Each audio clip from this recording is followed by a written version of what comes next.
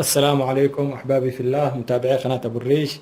اليوم معنا وصفة السحاوق بالجبن معروفة باليمن، وأكثر المتابعين طلبوا هذه الوصفة. كمان أنتم شايفين. نبدأ بالمكونات: طماط، كزبرة، طبعا هذه كمان كزبرة، وبزباس أخضر أو فلفل حار، وأربع حبات ثوم، وجبن مالح أو حامض، وملح.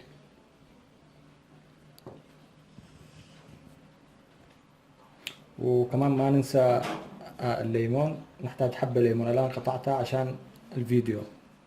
نبدأ أول شي نعمل نسكب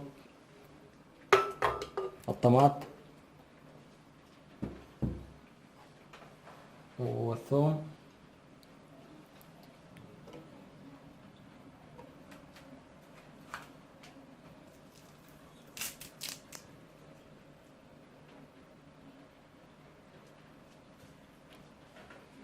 والآن نضيف البزباس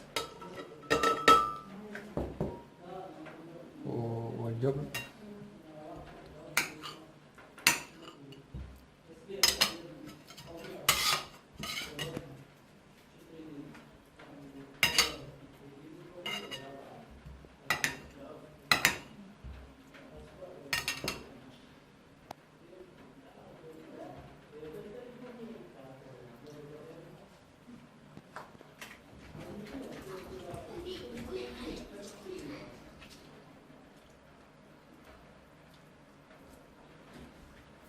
نضيف نص الليمة الآن والنص الباقي أول ما نطحن، ونضيف كمان الملح.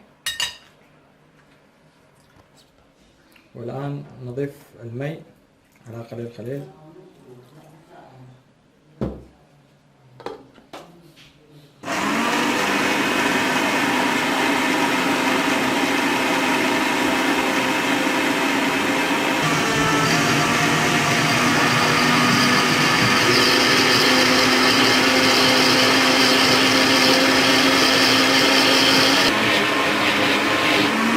خلاص جاي. نبدأ نسكب.